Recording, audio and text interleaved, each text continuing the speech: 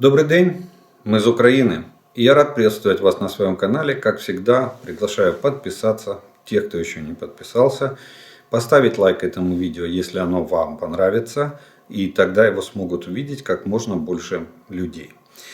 Прежде чем мы начнем, у меня есть несколько объявлений. Первое – это то, что мы меняем формат по вашим просьбам многочисленным.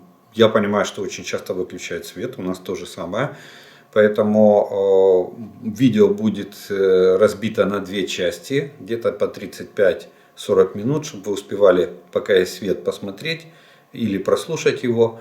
И разделить его на две части. Военная обстановка и ответы на вопросы, и военно-политическая обстановка, и пожелания, комментарии и приветствия.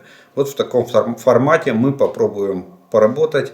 Понравится, пишите, будем продолжать. Не понравится, значит вернемся к такому формату, который есть сейчас. На календаре у нас сегодня 22 декабря и киевское время в 18 часов. Кстати сказать, сегодня самый короткий день и самая длинная ночь в году, так называемое зимнее солнцестояние. И далее начинается 3 дня тьмы. И потом 25 декабря первый день, когда световая часть суток прибавляет 1 минуту. Именно поэтому Рождество по библейским законам празднуется в ночь с 24 на 25. Происходит возрождение. То есть от тьмы природа переходит к свету. Это была маленькая ремарка. Итак, оперативная обстановка. На сегодняшний день за почти 10 месяцев войны Россия потеряла в Украине уже более 100 тысяч человек. 100 тысяч человек. Представьте, это город средней величины, как для Украины, так же для Российской Федерации. 100 тысяч человек личного состава, 3000 танков. Это практически 3,5 у них числится в боевом составе, включая части береговой охраны и обеспечения военно-морских сил Российской Федерации. То есть всего 3500, 3000 уже потеряно. И еще около 6000 бронетехники. Бронетехники — это практически половина боевых бронированных машин потеряна в этой войне. Вот такие потери несет сегодня Российская Федерация, но при этом упорно продолжает мобилизовать людей и продолжает вести активные боевые действия на многих направлениях. Еще и готовит 200-тысячное войско, которое будет вооружено уже старой техникой, советской, снятой с хранения, качество которой намного хуже, и они будут все равно воевать. За что воюют? Зачем их Путин гонит в бой? Неужели не доходит, что нету смысла в этой войне? Это захватническая война, а не освободительная и не спасительная.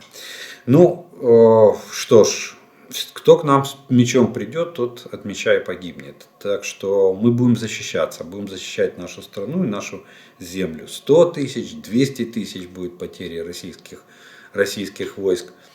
Тут уже, как говорится, за ценой мы не постоим. Мы будем защищать свою территорию, свое будущее нашей страны. Так вот,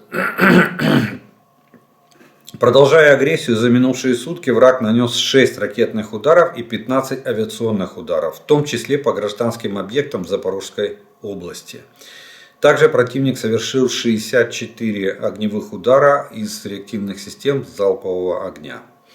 За прошедшие сутки наши воины отбивали атаки оккупантов в районах населенных пунктов Новоселовская, Стельмаховка, Площановка, Червонопоповка в Луганской области, Берестовы, Яковлевка, Солидар, Бахмут, Опытная, Курдюмовка, Озаряновка, Майорск, Нью-Йорк, Красногоровка, Невельская, Марьинка в Донецкой области. То есть вот эта Донецкая или дуга, огненная дуга на Донбассе, она продолжает гореть. И, кстати, есть конфронтация, есть увеличение активности боевых действий со стороны российских войск на отдельных направлениях этой огненной дуги. Каких, я расскажу чуть позже. На Волынском и Полесском, Северском и Слобожанском направлениях ситуация существенно не изменилась. Признаков формирования наступательных групп противника не выявлено. Ожидаем, когда начнут появляться детали визита Путина к Лукашенко. Это имеется в виду, мы внимательно следим за переброской войск, особенно российских войск по территории Белоруссии. Я говорил вам вчера, что есть признаки того, что вагнеровцев, ЧВКшников перекинули к границе, они могут совершить вооруженную провокацию в нашей форме, с нашими распознавательными знаками против белорусской армии или против белорусского мирного населения. Это все будет сделано под камеры. Это называется операция под чужим флагом. Для того, чтобы попытаться в очередной раз втянуть Белоруссию в эту войну на стороне России. На Купянском направлении, это направление Сватово, идут позиционные бои. Там особой активности ни одна сторона не предпринимала, то есть ни мы не атаковали, ни противник. Обмен артиллерийскими ударами и позиционные перестрелки на местах. На Лиманском направлении зафиксированы обстрелы в Луганской области, населенных пунктов. Наша артиллерия отвечает. Тоже позиционные бои, особой активности за прошедшие сутки не наблюдалось. А вот в Бахмуте, наоборот, ситуация начинает обостряться. На восточной окраине Бахмута идут ожесточенные бои, они возобновились. Далее продолжаются очень тяжелые бои за Опытное населенный пункт. Враг начал массированные атаки в районе Курдюмовки и Азаряновки при поддержке артиллерии и танков. Танки, самое главное, что появились на поле боя, это отличает эти бои от всех предыдущих. Ранее бронетехника использовалась крайне редко. И даже можно было сделать вывод, что Российская Федерация в некоторых случаях даже бережет бронетехнику, просто отправляя в бой вот этих заключенных, которых они там наняли, и мобилизованных, которых они привезли сюда повоевать. А сейчас танки и артиллерия активно подключаются к участию в атаках на наши позиции.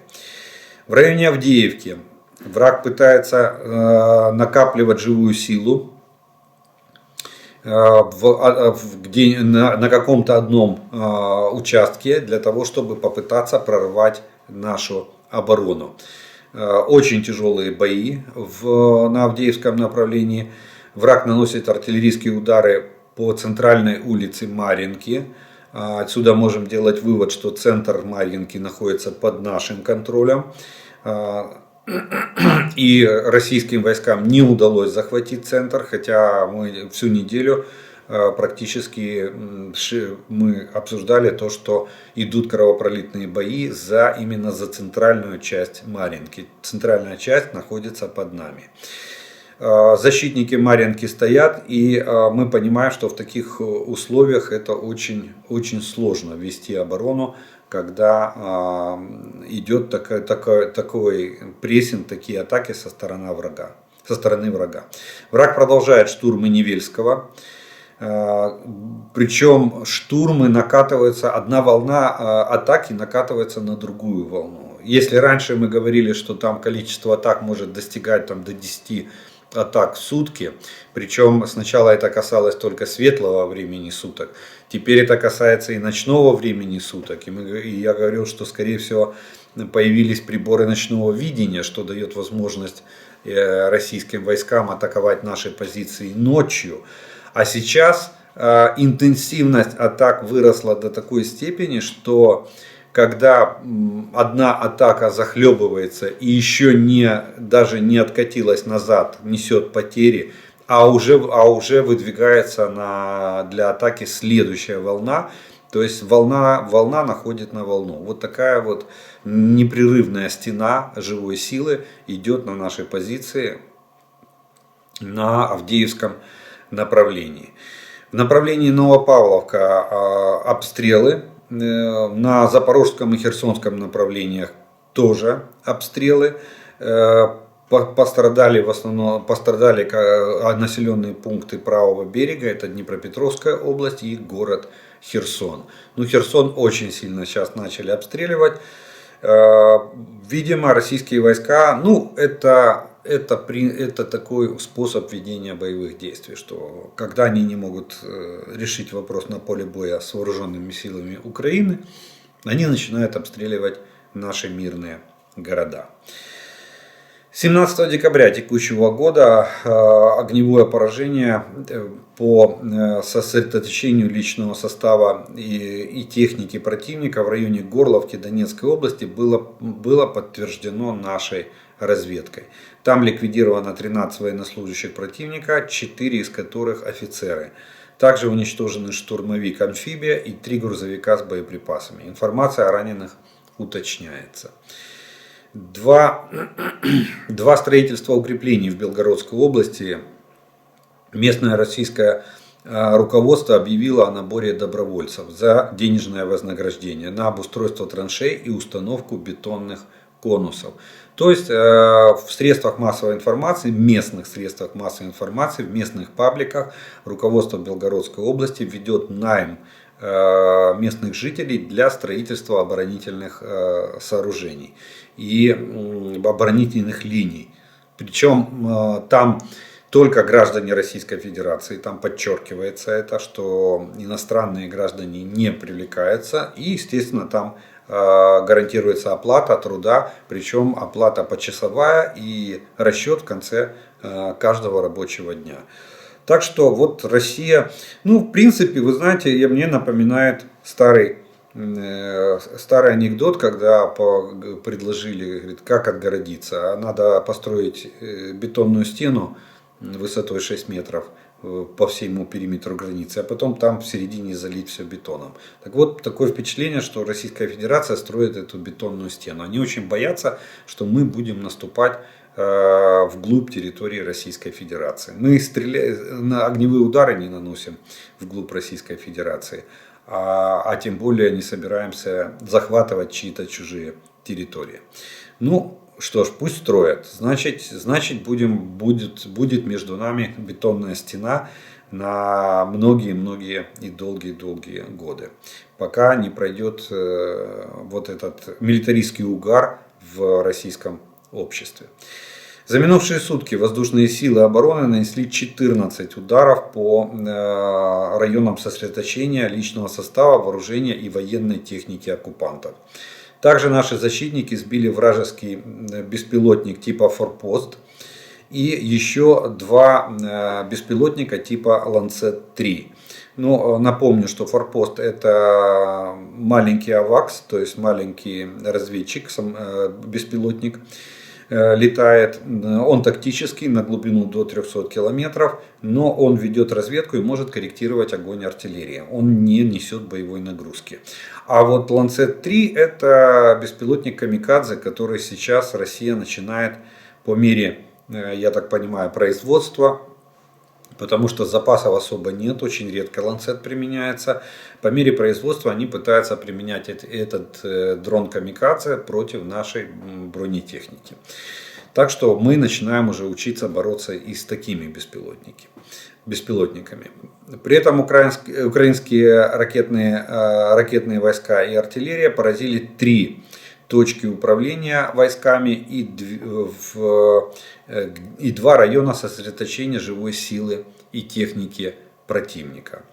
Вот такие вот военные новости на сегодняшний день на всех оперативных направлениях, начиная от Харькова до Херсона, ну и естественно на северной границе нашей страны. Ну а теперь мы, как я и говорил, меняем формат. И сейчас будет раздел «Ответы на вопросы», который вы прислали. И первый вопрос сегодняшнего дня прозвучит следующим образом. Чем отличается армия натовского типа от армии советского типа и прочих? В чем заключается разница в обучении рядового сержантского состава, младшего и старшего офицерского и онных в советской модели? С уважением, ваш зритель из оккупированной фашистами России. Ну, смотрите, дело в том, что абсолютно другой принцип построения армии, другой принцип военачалия и другой принцип ее планирования, организации и ведения боевых действий. В советской армии существует жесткая вертикаль. Ну вот российская армия — это яркий пример советской армии. Они ничего не поменяли, устав остался так, как и был. И там очень жестко, там даже сохранилась статья в уставе, что не имеет права там жаловаться на командира, в обход командира. Солдат может высказать жалобу, так в уставе советском было написано, но только своему командиру. Минуя командира, это уже нарушение субординации. И помните, был такой советский анекдот про армию, что статья номер 1 устава гласит: командир всегда прав. Статья номер 2 устава гласит: если командир не прав, читай статью 1. Вот на этом принципе построена советская и российская армия в том числе.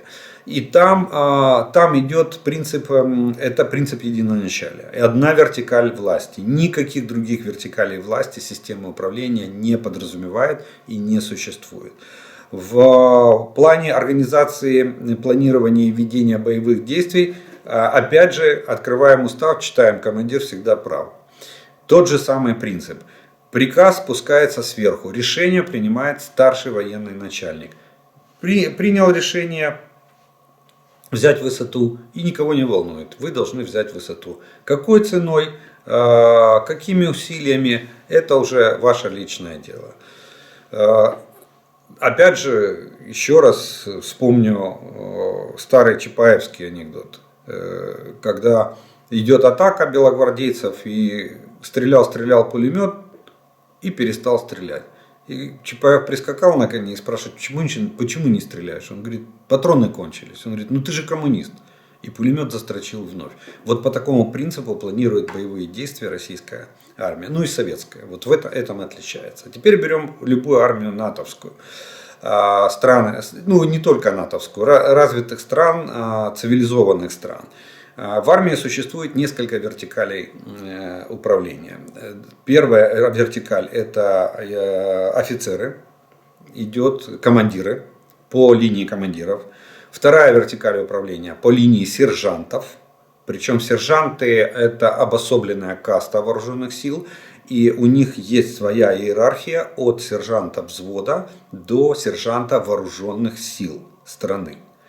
И они по своей линии они отвечают за подготовку личного состава, но только подготовку в внутренний устав и все, что касается внутренней службы и воинскую дисциплину. Офицеры отличают за специальную техническую подготовку личного состава. Офицер приходит, проводит занятия с личным составом и уходит. Личным составом день и ночь, нянька для личного состава, занимается сержант. Но сержант выделен в отдельную категорию, у него даже спальное расположение совсем другое. Сержанты живут как офицеры в отдельных домиках на воинских частях и приходят как на работу, приходят к личному составу. Личный состав живет самостоятельно. Теперь есть еще несколько вертикалей системы управления, которые обеспечивают устойчивость управления и соблюдение законности двумя вот этими командирской и сержантской вертикалью. Это есть целая иерархия психологов, тоже она идет от самого низа до самого верха. И есть еще иерархия военной юстиции, которая включает в себя как ту самую прокуратуру, адвокатуру и военные суды, которые рассматривают все спорные вопросы. Вот. Ну и сюда можно было бы еще отнести, наверное, службу военных капелланов, которая тоже имеет свое влияние и может влиять на систему управления. Чем они влияют? Ну, судебная система, надеюсь, военная юриспруденция, надеюсь, понятно, чем влияет. Да? Она обеспечивает правовой порядок. При этом есть даже подразделения военной полиции, которые имеют статус правоохранительного органа. И они проводят оперативно, и им дано право проводить оперативно-следственные действия и досудебное расследование, но в рамках Министерства обороны. Если это касается военных, то проводит военная полиция. Если это касается гражданских, тогда это прерогатива полиции штата или там, допустим, службы шерифа в зависимости, или ФБР, в зависимости от, ну я на примере США вам скажу, в зависимости от масштабов того или иного деяния или того или иного преступления, по которому идет расследование. Вот. С этим вроде как понятно. Так вот, как влияет, допустим, система психологов? Вы знаете, что психолог в армии США, допустим, может отстранить командира от исполнения обязанностей, если он считает, что или поступили жалобы от рядового состава, что командир превышает свои полномочия или занимается самоуправством. А психолог может солдата отстранить от исполнения обязанностей и может направить его в другую часть, рекомендовать. То есть вот даже эта вертикаль влияет на систему управления войсками. Ну и самое главное, как управляют, как планируются, как организуются и ведутся боевые действия. Они ведутся сверху вниз и снизу вверх. То есть у них существует обратная связь. Если в советской армии или в российской там наверх пошли данные, командир принял решение, спустил боевой приказ, и все, ты хоть тресни. Ты выполняешь боевой приказ, либо ты враг народа, боевой приказ не выполнил, подлежишь там, военному суду. Вот. Как ты его будешь выполнять, это уже твои проблемы. Здесь даже некоторые аналитики говорят, что военные говорят, что армией Соединенных Штатов командуют капитаны и майоры, командиры рот и командиры батальонов. Они принимают решение, основное решение на бой принимает именно эта категория. Не генералы ставят задачу. После чего вот эта категория ротных и комбатов выезжает на рекогносцировку или проводит оперативные совещания, проводят расчеты и дают обратную связь, что для выполнения поставленной задачи нам необходимо 1, 2, 3, 4, 5. И тогда старший начальник обязан это обеспечить или изменить задачу в рамках тех возможностей, которые у него есть. Вот чем коренным образом отличается. Они не будут отдавать боевой приказ, чтобы взять высоту, как Высоцкий говорил, нам говорили, нужна высота и не жалеть патронов. И вот покатилась вторая звезда, вам на погоны. Так вот, в американской армии такого быть не может. В армии в любой другой цивилизованной страны такого быть не может. Там ставят задачи в соответствии с возможностями тех подразделений, которые есть, и средств усиления, которые необходимы для выполнения этой задачи. Или меняется задача. Вот здесь коренное отличие. Коренное отличие, я сказал, в системе управления и коренное отличие в планировании и ведении боевых действий.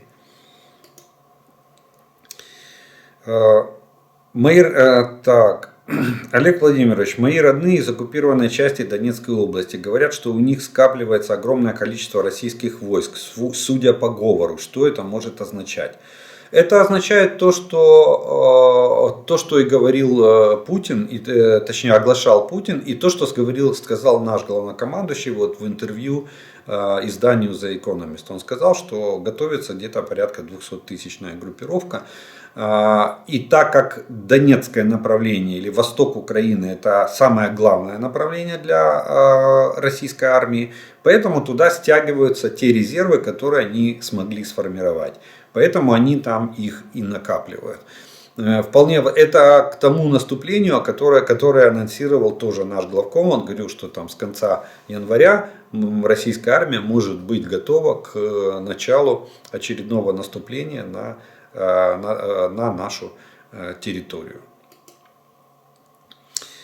Возник вопрос. Вы говорите, что самолеты не пересекают линию фронта, но поэтому и призывы Роспропаганды, про ковровые бомбардировки никто всерьез не воспринимает. И тут читаю про предоставление Украине умных управляемых бомб. Как они могут помочь? Их же придется доставлять за линию фронта.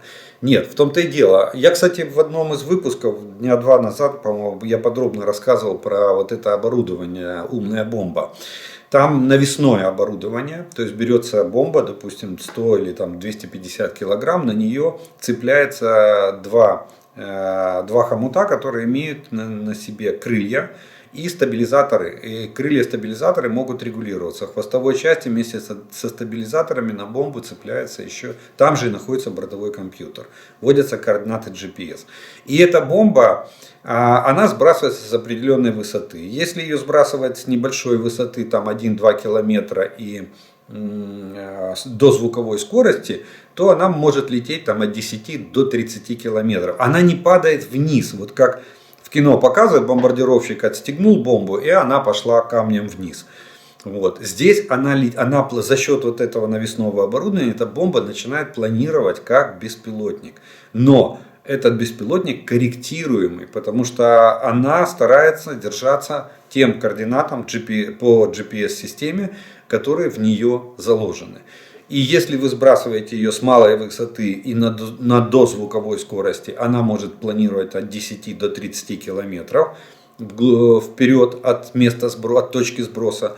Вот самолет не долетел там 10 километров до линии фронта, сбросил бомбу и отвернул назад на аэродром. А она, пролетев 20 километров или 10 километров, ударила по переднему краю, допустим, противника или по району сосредоточения оперативных резервов в ближайшей глубине от линии фронта.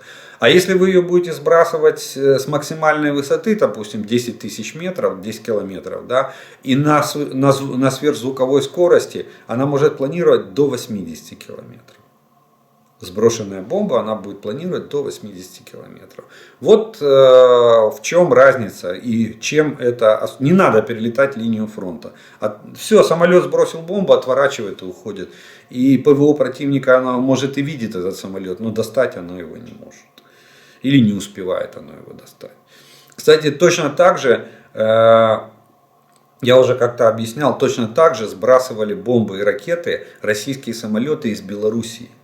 Они, смотрите, тяжелому истребителю типа МиГ-29 или вот МиГ-31 истребителю-перехватчику надо где-то 50-70 километров для боевого разворота, чтобы он мог отвернуть от курса на 90 градусов и более.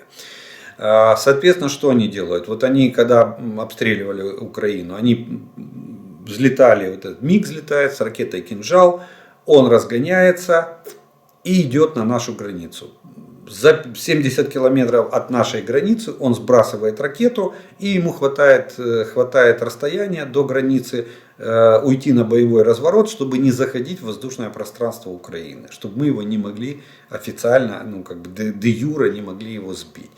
А наши средства ПВО, они его видят, они могут его достать, но мы не наносим ударов в воздушном пространстве Белоруссии. Точно так же поступали и самолеты меньшие по масштабам, это МиГ-29, там Су-35, вот они отстреливали свои ракеты там тоже с расстояния порядка 50 километров от нашей границы и сразу же уходили на разворот и таким образом не залетали в наше пространство. В YouTube видео, как украинские умельцы вели огонь из мини-РСЗО. 2-3 ствола от Града, вставленные в автомобиль пикап. Преимущество в мобильности. Хотел узнать, а можно также пристроить на пикап пару стволов от солнцепека, от тяжелой огнеметной системы Российской Федерации. Смотрите, да, действительно, эта установка называется, она условно называется Град-П, Град-Партизан. Ее выдумали на Ближнем Востоке. Она раньше тоже была в Советском Союзе, применялась в конфликтах, в которых участвовал Советский Союз. вот этот град партизан. И, ну, кстати, это еще повелось, по-моему, со времен Второй мировой войны, потому что в некоторых хрониках вы можете увидеть, когда реактивные снаряды от «Катюши» запускаются с земли, с ящиков. Выбивалась передняя стенка ящика, и методом поджога запускались эти снаряды по углу возвышения на дальность. Вот, даже такое было. Вот эта установка, да, действительно ставится несколько труб, направляющих от пакета града. Он разборной, этот пакет, можно любую трубу вытащить, он на стяжках, можно его разобрать. Кстати, это даже при техническом обслуживании проверяется усилие стяжки, плотность стяжки пакета специальным ключом моментным. Вот. И несколько стволов, там бывает до 6 стволов, вот я видел установки, которые на пикапах, и они действительно мобильные. Приехал, отстрелял 6 снарядов, гахнул и уехал. На метод наведения самый простой, по буссоле и по квадранту. Вот. А что касается санцепёка, там тоже пакет разборной. Да, его можно разобрать, 220 мм, но у нас нет снарядов. Вот в чем проблема. У России нет снарядов. Они не успели наклепать ни этих тяжелых огневых систем в достаточном количестве, ни боеприпасов к ним. Они их применяют очень редко. И каждый случай применения мы с вами обговариваем. Он для российской пропаганды это как сенсация, что они применили Буратино, они применили санцепёк. Мы иногда, у нас есть случаи, когда мы захватывали эти установки вместе с боеприпасами. Мы их применяли сразу же по российским войскам. А вот так, чтобы разобрать пакет, поставить на пикап, у нас нет снарядов для того, чтобы это делать. Нецелесообразно. Лучше вот так градовскими снарядами ездить и гонять московитов по всей линии фронта. Хочу вам сказать, что в Херсоне, когда город был в оккупации, на танках не было никакой защиты. Танки были обвешаны простыми деревянными ящиками, в которых находилась земля. Это российские танки. Да, это, кстати, причем есть такие кадры уникальные, фотографии, видео, доказательства того, что вот то, что Шойгу рапортовал, что 70% вооруженных сил России прошли модернизацию и так далее и тому подобное, оказалось блефом, как всегда. Вот. На бумаге было 70%, в жизни, я не знаю, было намного меньше. Потому что танки Т-72Б3, а их очень мало в составе вооруженных сил. Они, кстати, берегут. Т-90 уже практически редкость, которая встречается сегодня на поле боя. Это, наверное, из тех, которые еще выжили. Или те, которые удалось отремонтировать, которые стояли в частях в ожидании ремонта. А в основном танки, да, действительно идет 72-ка, 80-ка, не успевали на них ставить вот эту активную защиту. Значит, первые месяцы войны и вот летом тоже они присылали просто снятые с хранения танки для пополнения потерь. И да, действительно, экипажи умудрялись. Есть где сетка с камнями подвешивалась вместо фальшборта. Есть даже фотографии, где лотки, яичные лотки, они вешали в качестве, это была имитация для того, чтобы сымитировать вот эти вот фальшборта, которые прикрывают гусянку и направляющие катки от ударов из гранатомета. Но доходило до курьеза, что даже вот яичные лотки были замечены на фальшбортах российских танков. Вот. Так что это как бы неудивительно, и да, действительно это присутствует, потому что динамической защиты, активно-реактивной защиты нету. Сейчас они там пытаются навешивать, и даже вот кто-то задавал из зрителей вопрос, что появились фотографии, как Уралвагонзавод 72-ку, старенькую советскую 72-ку обвешивает полностью, делает из нее черепаху вот этими коробочками, и причем даже эти коробочки устанавливают на подкрылках. Вообще я не понимаю, какой смысл устанавливать их на подкрылках. Потому что подкрылок сам по себе очень тонкий, и если в него попадет снаряд, то он просто проломит и оторвет этот подкрылок. И еще эта активная броня сыграет злую шутку с той же самой ведущей звездочкой или ленивцем, ленивец у танка впереди стоит, каток, на котором оборачивается гусеница. Вот. Так что, но тем не менее, они вот для самоуспокоения, они просто завешивают все места. А что касается ящиков с землей, так это опыт чеченской войны и афганской войны. Дело в том, что любое препятствие, вот даже доска сороковка 40 мм толщиной, является кумулятивным экраном. Но кумулятивным. Она спасает от кумулятивного снаряда, размывая кумулятивную струю. Но если снаряд подкалиберный, ему все равно там ящик или доска, нет, он пробивает. Кстати, он даже активно-реактивную броню тоже пробивает, это динамическую защиту. А если это ПТУР, типа нашей Стугны или американского Джевелина, у него вообще тандемная головная часть, ему все равно. Даже вот тот мангал, который они, решетку, которую они варят там на бронемашины, на танки, кстати, в последнее время перестали варить. Наконец-то до них дошло, что решетка не спасает от Джевелина и не спасает от нашей Стугны. Потому что головная часть тандемная, и она все равно ее пробивает, все равно она подбивает этот танк. Так что защита может быть любая. И они пытаются это как-то сделать.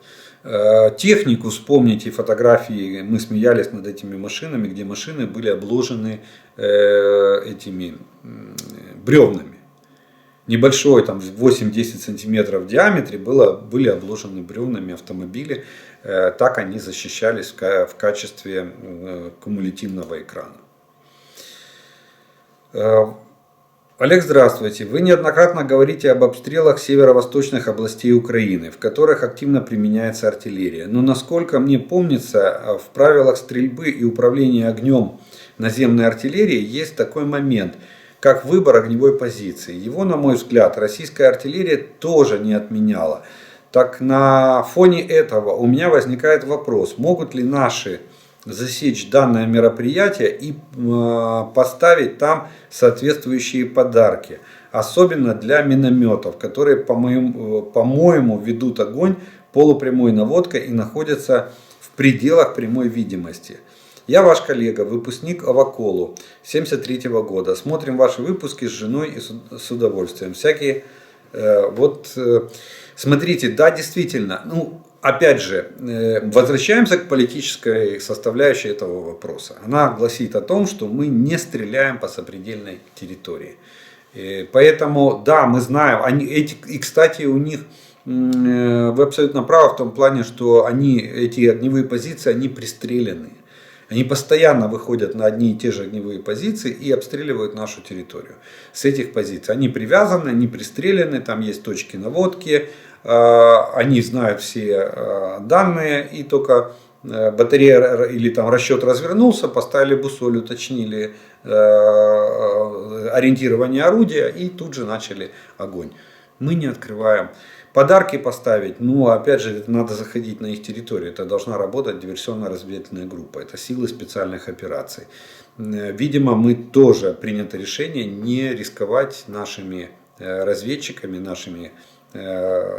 для того, чтобы или для того, чтобы не обострять обстановку, чтобы не давать повод России развернуть там более активные боевые действия. Но на пока ваша идея очень хорошая, я ее прекрасно понимаю и поддерживаю, но она на сегодняшний день, к сожалению, неосуществима. У меня вопрос. Многие обошли эту новость стороной. Интересно ваше мнение. Турецкий концерн Байкар провел первый полет своего беспилотного военного самолета Кизыл-Эльма. Байрактар Кизыл-Эльма. Его технические характеристики следующие. Самолет способен летать на скорости порядка 630 км в час, на высоте до 1 км. Длительность полета около 5 часов. У меня вопрос. Для каких целей может использоваться данный аппарат? Он достаточно габаритный, у него не очень большая высота полета и скорость если сравнивать его с штурмовым самолетом типа Су-25. Не является ли он легкой целью для ПВО, зенитных орудий, крупнокалиберных пулеметов или обычного стрелкового вооружения? Давайте начнем с того, что либо вы ошиблись в названии, вот, либо вы неправильно прочитали тактико-технические характеристики. Байрактар Кизыл Эльма в переводе с турецкого «красное яблоко» называется. Это реактивный, сверхзвуковой, малозаметный палубный беспилотник. Улавливайте разницу между тем, что вы написали в вопросе, и тем, что я прочитал. Это фактически мини-самолет сверхзвуковой, который предназначен для ведения, он разведывательно-ударный, то есть он несет боевую нагрузку. Причем боевая нагрузка у него может быть до 1,5 тонны. Он довольно грузоподъемный. Общий вес самолета около 6 тонн, из которых полторы это полезная нагрузка. Он может подниматься на высоту. Сейчас я вам скажу, до 700 км в час. Это у него крейсерская скорость.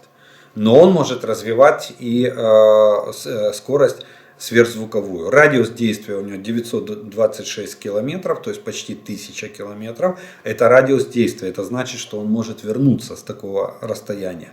И оперативная высота, то есть максимальная высота полета у него 10 тысяч метров. То есть 10, не километр, как вы написали, а 10 километров он может подниматься. Так что это хороший разведывательно-ударный. Но он в первую очередь предназначен для взлета с палубы.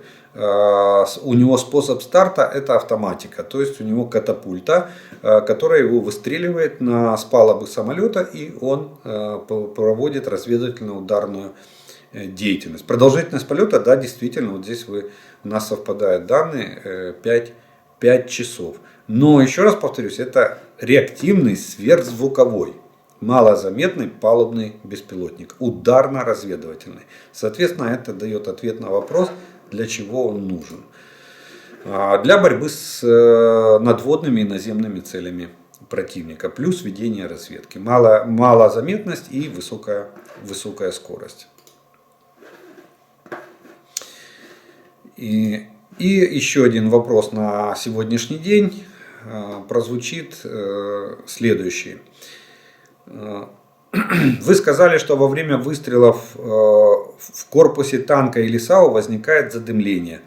Не совсем понятно, каким образом. Во время выстрела затвор закрыт, и газы не могут поступать в кабину. А во время открывания затвора и заряжания вроде бы очень просто сделать, чтобы остаточные газы не шли в боевое отделение, не в кабину, боевое отделение. Достаточно сделать небольшое избыточное давление вентиляции, и газы во время перезаряжания будут уходить в другую сторону, то есть в открытый ствол. В гильзах, наверное, остаются вообще крохи. Не верится, что никто до этого не додумался, или я чего-то не понимаю. Ну, я не хочу вас обижать. Идея, конечно, очень хорошая. Я объясню только нюанс. Дело в том, что это проблема, с которой борются все страны мира. И до сих пор эту проблему на 100% никто не решил. У всех есть задымление боевого отделения.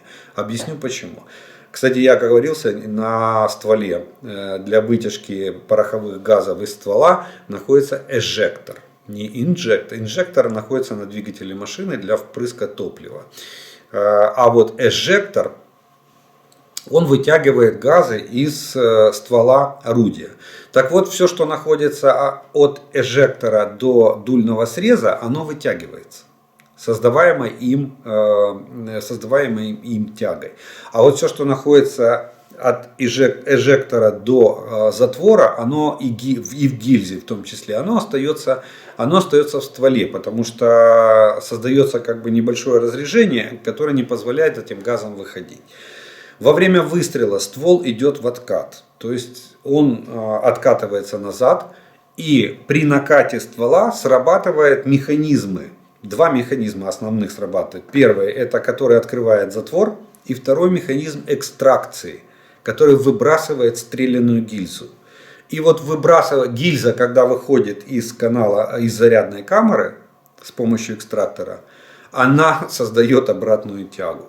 И вот этот все вот эти газы, которые находятся в гильзе, и которые находятся в части ствола ближней к этой гильзе, они все попадают в боевое отделение. Да, они потом могут потихонечку выветриваться, но они постепенно накапливаются. А так как пороховой дым очень едкий, через какое-то количество выстрелов дышать становится невозможно. Поверьте, я был командиром самоходного артиллерийского дивизиона, 2С3 акация. Я это на собственной шкуре, как говорится, это испробовал. Не спасают никакие фильтры вентиляционной установки, которая, кстати, создает избыточное давление внутри САУ для защиты от химического, бактериологического и радиоактивного оружия.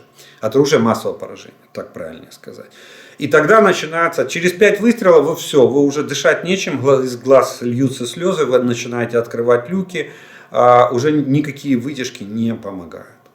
Вот. И с этим борется весь мир. Все цивилизованные страны, самые лучшие, самые современные танки, везде есть степень задымления. Где-то она больше, где-то она меньше. В старой советской технике она очень сильная. И чем старее техника, тем она сильнее. Вот. Поэтому эта проблема на сегодняшний день, эта проблема не решена окончательно ни в одной армии мира. Вот. Так что, поэтому вы все правильно понимаете, но ствол-то открывается. Во время наката открывается ствол, и гильза выбрасывается в боевое отделение. Или если есть механизм экстракции гильзы, она выбрасывается наружу с помощью этого механизма. Но в любом случае она сначала заходит в боевое отделение, и тем самым, знаете, как вытаскиваете пробку из бутылки.